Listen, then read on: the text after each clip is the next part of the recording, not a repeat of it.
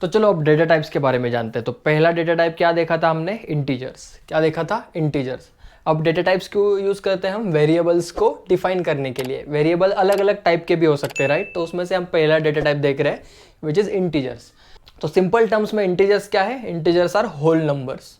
Integers are whole numbers. For example 45, 129, 45,789, ये क्या है, ये सब होल नंबर्स है। तो हम इनको ही इंटीजर्स बोलते हैं। कंप्यूटर की लैंग्वेज में इनको क्या बोलते हैं, इंटीजर्स बोलते हैं। तो इसमें आगे कुछ भी आ सकता है, इसमें हम 24 भी लिख सकते हैं, इसमें हम 78 भी लिख सकते हैं, कुछ भी लिख सकते हैं। बस कंडीशन क्या है कि ये होल नंबर होना चाहिए। इसमें हम फ्रैक्शन नहीं लिख सकते, ऐसा कोई नंबर हम इसमें नहीं लिख सकते। 123.8 ऐसा कोई नंबर हम इसमें नहीं लिख सकते। जब ये अगर ये फ्रैक्शन आ रहा है तो वो इंटीजर नहीं है। तो इंटीजर क्या है, बस होल नंबर्स है। ये बस सिंपल कंसेप्ट है इंटीजर्स का। इंटीजर्स का सिंटैक्स क्या है, हमने वेरिएबल का सिंटैक्स देखा था, राइट। हमने वेरिएबल्स में देखते टाइम सिंटैक्स क्या देखा था, define variable name as type. अब कोई भी डेटा हम इस मेमोरी लोकेशन में स्टोर कर रहे हैं, ये क्या है, मेमोरी लोकेशन है। इसमें इसके अंदर हम ये चीज़ जो स्टोर करने वाले हैं, यहाँ पे हमने क्या स्टोर किया है, हमने ये होल नंबर स्टोर किया है। तो ये क्या है, स्टोर कर रहे हैं हम, इंटीजर स्टोर कर रहे हैं। तो वैसा ही कोई भी वेरिएबल को, कोई भी मेमोरी लोकेशन को हम कुछ टाइप देते हैं। वही टाइप्स हम अभी देख रहे हैं, उसमें से पहला देख रहे हैं हम इंटीजर्स। तो इस मेमोरी लोकेशन में सपोज हम होल नंबर स्टोर करने वाले हैं, तो हमें पहले से ही पता है कि अगर हम इसमें इंटीजर स्टोर करने वाले हैं तो हम इसको कैसे डिफाइन करेंगे, हम क्या लिखेंगे, define variable name as integer. हमें पता है कि इस मेमोरी लोकेशन में हम इंटीजर स्टोर करने वाले हैं, हमें पता है कि हम बस होल नंबर्स ही इसमें स्टोर करने वाले। So will define it as define variable name as integer. ये अब इसका सिंटैक्स है। सूडो कोड लिखते टाइम हम इसको ऐसे लिखेंगे। और कुछ एग्जांपल्स यहाँ पे दिए हुए हैं। सपोज हमें एज स्टोर करनी है, इसके अंदर हमें क्या स्टोर करना है, एज। वेरिएबल्स क्या होते हैं, variables are the names given to memory locations to store the values, right. तो वेरिएबल क्या होते हैं, नाम होते हैं। तो ये वेरिएबल का नेम सपोज एज है, तो हम इसको कैसे डिफाइन करेंगे, define age as integer. Define age as integer. वैसे ही और 2-3 वेरिएबल्स हो सकते हैं, define marks as integer, define sum as integer, right. और उसको हम वैल्यू दे रहे हैं कुछ। तो एज को हमने यहाँ पे 24 वैल्यू दिया है, तो हम इसको ऐसे असाइन करेंगे वैल्यू। एज को हमने 24 दे दिया है, marks is equal to 58, marks को हमने 58 असाइन किया है। मतलब क्या है, इस बॉक्स में हमने 58 स्टोर किया है और इसको हमने नाम दिया है मार्क्स। और ये कौन से टाइप का है, ये है इंटीजर। ये इसमें हम क्या स्टोर करने वाले हैं, इस बॉक्स में क्या स्टोर करने वाले हैं, हम इंटीजर स्टोर करने वाले हैं। वैसे ही हम इसको सम इज इक्वल टू 98 भी असाइन कर सकते हैं। मतलब इस बॉक्स के अंदर हम 98 लिखेंगे और इसको क्या नाम देंगे, सम। तो अगर फ्यूचर में प्रोग्राम में हम सम इज इक्वल टू कुछ सम नाम से कुछ भी यूज़ करेंगे तो वैल्यू अपने आप 98 आ जाएगी, क्योंकि हम इस बॉक्स में वही वैल्यू स्टोर कर रहे हैं। सो ये हुआ इंटीजर के बारे में। पहले वापस एक बार इसको डिफाइन करते हैं। इंटीजर क्या होता है, इंटीजर मतलब होल नंबर्स। ये होल नंबर्स हम अगर इस बॉक्स के अंदर स्टोर करने वाले तो हम उसके अंदर क्या स्टोर करने वाले, इंटीजर स्टोर करने वाले। इसका सिंटैक्स क्या होता है, define variable name as integer. Integer है तो बस इंटीजर लिख देंगे। और एग्जांपल क्या है, डिफाइन एज, ये क्या हुआ, वेरिएबल का नाम हुआ। इस बॉक्स को हम जो नाम दे रहे हैं वो है वेरिएबल का नाम। तो define age as integer, age is equal to 24, ये उसका असाइनमेंट हुआ। वैसे ही define marks as integer, define sum as integer, ये हुआ इंटीजर के बारे में। अब ये जो डेटा टाइप है वो मेमोरी में कुछ जगह लेते हैं, राइट। वो मेमोरी में कुछ जगह लेते हैं। सपोज हमें ये मेमोरी में स्टोर करना है, तो कंप्यूटर की मेमोरी क्या होती है, ऐसे बॉक्सेस होते हैं छोटे छोटे, राइट। ऐसे छोटे छोटे बॉक्सेस होते हैं कंप्यूटर की मेमोरी। और इस 8 बॉक्स को मिलके क्या बोलते हैं, हम एक बाइट बोलते हैं, राइट। तो बेसिकली मोस्टली इंटीजर कितने बाइट्स लेते हैं, इंटीजर लेते हैं 4 bytes. Most of the languages में, ये लैंग्वेज पे डिपेंड करता है कौन सी लैंग्वेज हम यूज़ कर रहे हैं प्रोग्राम लिखने के लिए, उस पर डिपेंड करता है कि वो इंटीजर को कितनी जगह देता है। तो जनरली इन जनरल इंटीजर लेता है 4 बाइट्स। मतलब ऐसे 8-8 के 4 डब्बे। यहाँ पे हम यहाँ पे एक सिंगल डब्बे में लिख रहे हैं, राइट। बट एक्चुअल में ये किस में कन्वर्ट होता है, बाइनरी में कन्वर्ट होता है कंप्यूटर की मेमोरी के अंदर स्टोर करने के लिए। आपको ये कैसे होता है ये जानना हो तो मैंने एक वीडियो बनाया, how data is stored inside computer. You can check that video out, तब आपको समझ में आ जाएगा कि एक्चुअल में ये कंप्यूटर की मेमोरी के अंदर कैसे स्टोर होता है। सो ये कैसे स्टोर होता है, इसको हम पहले बाइनरी में कन्वर्ट करेंगे आस्की कोड के मदद से। और ये हम दिखा रहे हैं यहाँ पे एक बॉक्स है बस, बट ये एक्चुअल मेमोरी में 4 बाइट्स का होता है। ये एक बॉक्स 4 बाइट का होता है। So, ये आपको समझ में नहीं आ रहा है अभी तो छोड़ दो, मैं जस्ट नॉलेज के लिए बता रहा हूँ आपको। जनरली इंटीजर 4 बाइट्स यूज़ करता है। तो हमने इंटीजर्स के बारे में तो जान लिया। अब नेक्स्ट डेटा टाइप कौन सा है? नेक्स्ट डेटा टाइप है फ्लोट्स। फ्लोट्स मतलब क्या होता है? जो भी नंबर्स फ्रैक्शंस के फॉर्म में होते हैं, जैसे कि 12.5, 47.9, 947.525, हम उनको एज अ फ्लोट डिफाइन करते हैं। फ्लोट मतलब क्या? फ्रैक्शंस। अगर आपको बीच में पॉइंट दिख गया कहीं भी, बीच में डॉट दिख गया कहीं भी, तो वो है फ्लोट्स। ऐसे नंबर्स को हमें प्रोग्राम में यूज़ करना है तो हम उसको एज अ फ्लोट डिफाइन करेंगे। हम उसको एज अ फ्लोट डिफाइन करेंगे। फॉर एग्जाम्पल क्या होता है, जैसे कि एज है।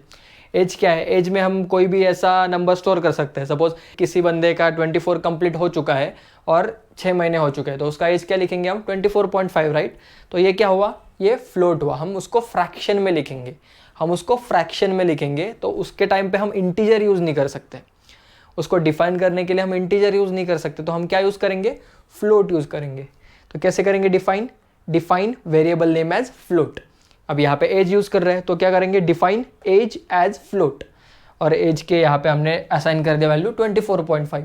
हमें ये तो पता है कि एज यहाँ पे हम होल नंबर के फॉर्म में स्टोर नहीं कर रहे हैं, हम कोई पॉइंट के फॉर्म में स्टोर कर रहे हैं, तो हम उसको एज अ फ्लोट डिफाइन कर लेंगे पहले ही, और उसमें 24.5 इस मेमोरी लोकेशन में हम 24.5 स्टोर कर रहे हैं as a name of age. तो ये होता है इसका सिंटैक्स, और ये हमने एग्जांपल भी देख लिया। ऐसे ही अगर सपोज हमें सम स्टोर करना है, सम की वैल्यू, सम क्या होता है? जिसमें हम दो नंबर्स का सम स्टोर करेंगे। अपने पास एक नंबर है, suppose a is equal to 12.5 है अपने पास, और b इज इक्वल टू अपने पास है 47.98। अपने पास ये दो नंबर्स है। अब हमें क्या करना है? इन दो नंबर्स का सम चाहिए, इन दो नंबर्स को ऐड करना है प्रोग्राम में। तो इन दो नंबर्स को ऐड करेंगे तो सम में भी पॉइंट आएगा, राइट। कहीं ना कहीं सम में भी पॉइंट आएगा। तो हमें जिस वेरिएबल में, जिस लोकेशन में, सपोज इस लोकेशन में हमें इस सम को स्टोर करना है, हमें यहाँ पे सम को स्टोर करना है, तो हमें ये तो पता है कि इन दोनों को ऐड करेंगे तो हमें पॉइंट में ही कुछ मिलेगा आंसर। तो यहाँ पे हम जो स्टोर करेंगे वो भी फ्रैक्शन में ही होगा, ये हमें पहले से ही पता है। तो हम सम को एज अ फ्लोट डिफाइन करेंगे। सम को एज अ फ्लोट डिफाइन करेंगे। कैसे करेंगे? डिफाइन सम एज फ्लोट, क्योंकि हमें पता है इस मेमोरी लोकेशन के अंदर जो वैल्यू जाएगी वो भी फ्रैक्शन के फॉर्म में होने वाली है। और फ्रैक्शंस मतलब फ्लोट्स। यहाँ पे हम इंटीजर लिखेंगे तो चलेगा क्या? अगर हम यहाँ पे इसको एज अ इंटीजर डिफाइन करेंगे, हम इसको एज अ इंटीजर डिफाइन करेंगे तो हम ये फ्रैक्शन वाली वैल्यू उसमें स्टोर नहीं कर सकते। ये हम इसमें स्टोर नहीं कर सकते।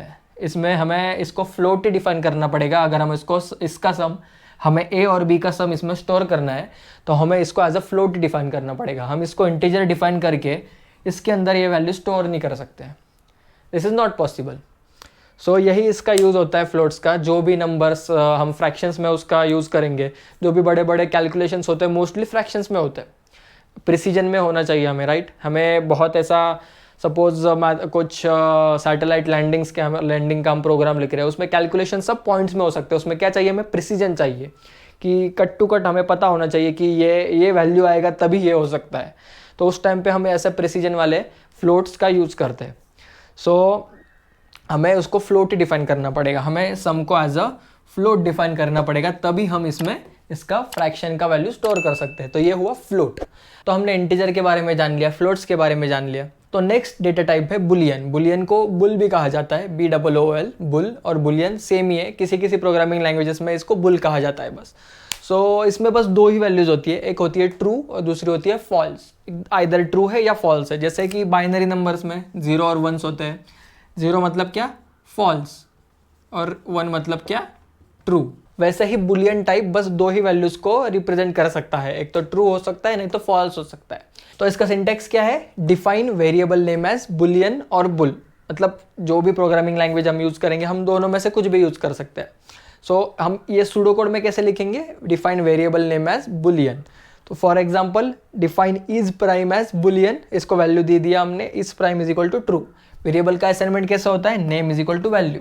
अब नेम क्या है इसका? Is prime. हमने इसको वैल्यू, ये दो ही वैल्यू हो सकती है इसमें, तो हमने इसको ट्रू वैल्यू दे दी। वैसे ही define is even as bool, is even is equal to false. तो इसका यूज कहाँ पे करते हैं? यहाँ पे आप नाम ऑब्जर्व करो, it is prime, is even. ये क्या बताने की कोशिश कर रहा है? सपोज इज इवन,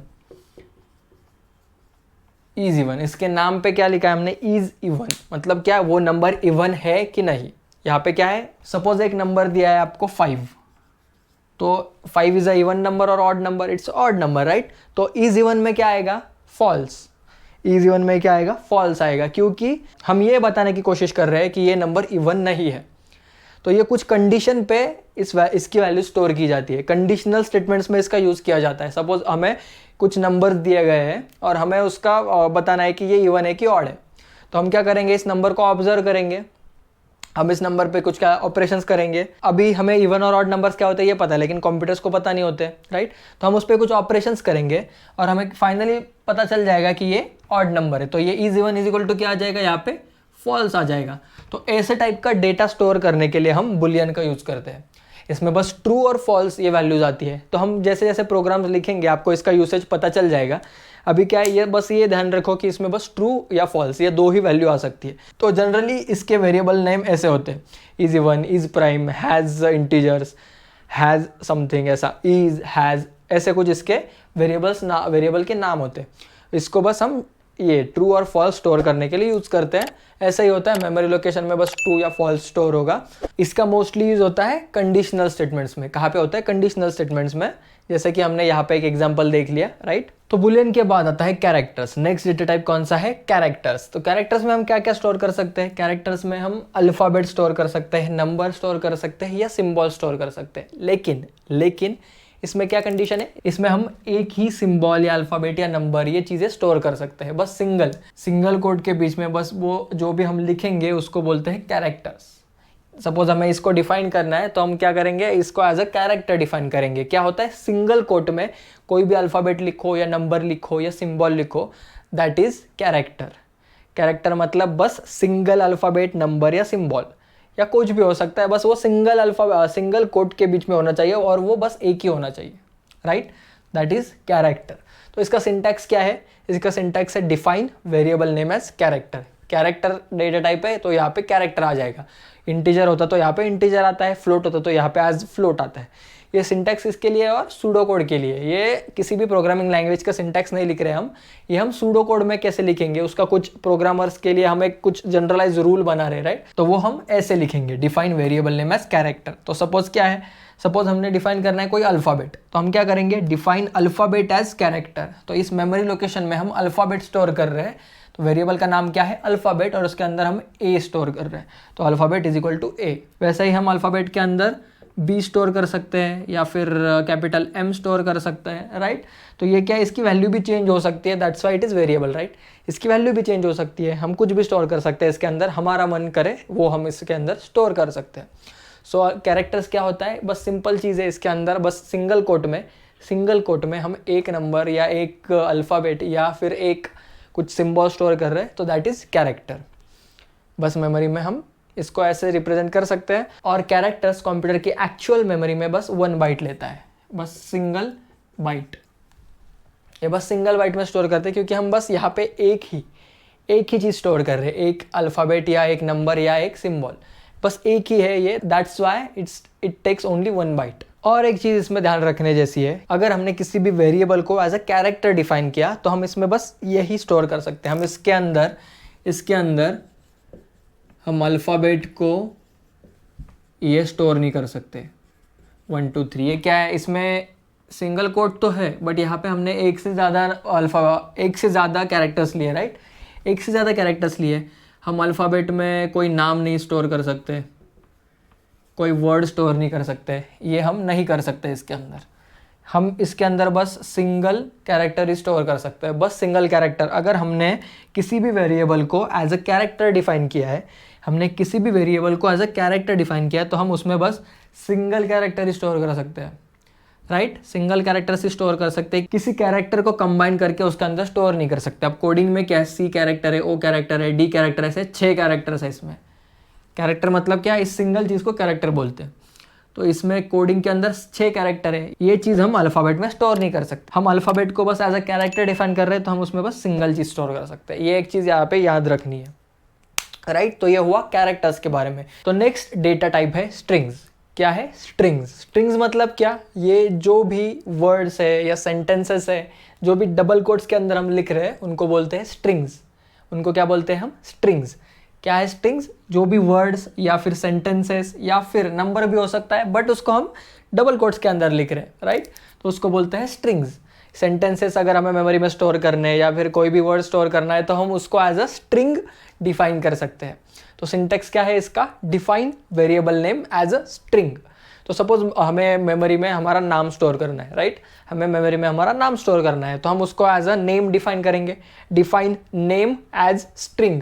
नेम क्या है, वेरिएबल का नाम है, वेरिएबल का नाम ही नेम है, तो इस मेमोरी लोकेशन को हम नेम डिफाइन करेंगे, उसका नाम क्या है नेम, और उसके अंदर हम वैल्यू क्या स्टोर कर रहे हैं, तन्मय, मेरा नाम, राइट।